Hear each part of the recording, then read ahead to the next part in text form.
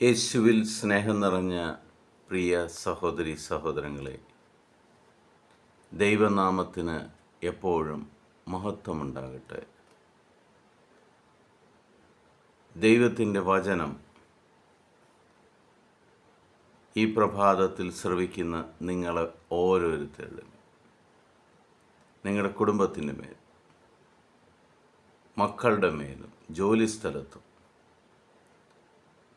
യേശുവിൻ്റെ നാമത്തിൽ നിങ്ങളെ അലട്ടിക്കൊണ്ടിരിക്കുന്ന എല്ലാ പൈശാചിക ശക്തികളെയും, തിന്മയുടെ അരൂപികളെയും ഈ നിമിഷം യേശുക്രിസ്തു ബന്ധിച്ച്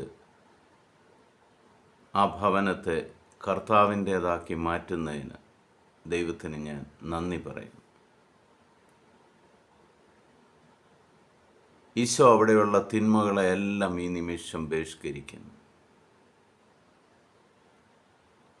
ദൈവവചനം ആ വീട്ടിൽ കേൾക്കുവാൻ തുടങ്ങുമ്പോൾ അവിടുത്തെ പൈശാചിക ശക്തികൾ നിങ്ങളുടെ ഭവനത്തിൽ നിന്ന് പുറത്തേക്ക് പോകുന്നതിനെ ഓർത്ത് ദൈവത്തിന് നന്ദി പറയുക. ഇന്ന് നമ്മൾ ശ്രവിക്കുന്ന തിരുവചന ഭാഗം ജോയേൽ പ്രവാചകൻ്റെ പുസ്തകം 2-ാം അധ്യായം 19-ാം തിരുവചനം.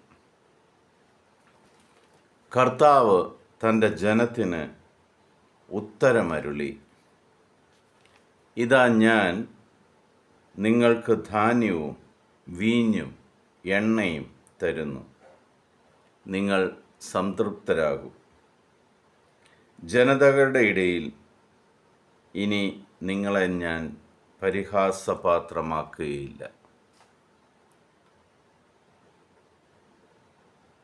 സ്വർഗീയ പിതാവായ ദൈവം തന്നെ സ്നേഹിക്കുന്ന മക്കൾക്ക് നൽകുന്ന ഏറ്റവും വലിയൊരു വാഗ്ദാനമാണ്,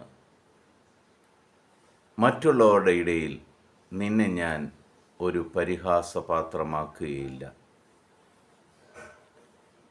ദൈവസന്നിധിയിൽ പോയി പരാതി പറഞ്ഞുകൊണ്ടിരിക്കുന്ന എല്ലാ ദൈവമക്കൾക്കും കർത്താവ് നൽകുന്ന ദൂതാണിത്. ഇന്ന് നിനക്ക് ഞാൻ വേണ്ടതെല്ലാം തരും, നിന്നെ ഞാൻ അനുഗ്രഹിക്കും, നിനക്ക് വേണ്ട എണ്ണയും വീഞ്ഞും ധാന്യവും എല്ലാം നിനക്ക് ഞാൻ തരും. ഒരു ഭവനത്തിലേക്ക് എന്തെല്ലാം ആവശ്യമാണോ അതെല്ലാം ദൈവം ഇന്ന് നിനക്ക് തരും എന്ന് അവിടുന്ന് വാഗ്ദാനം ചെയ്യുന്നു.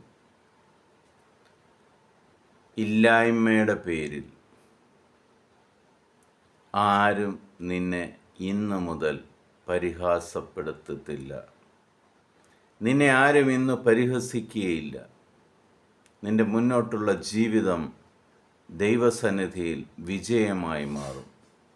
നീ ആരുടെ മുന്നിലും ലജ്ജിക്കുവാൻ കർത്താവ് ഇടവരുത്തുകയില്ല. എത്ര വലിയ വാഗ്ദാനമാണ്!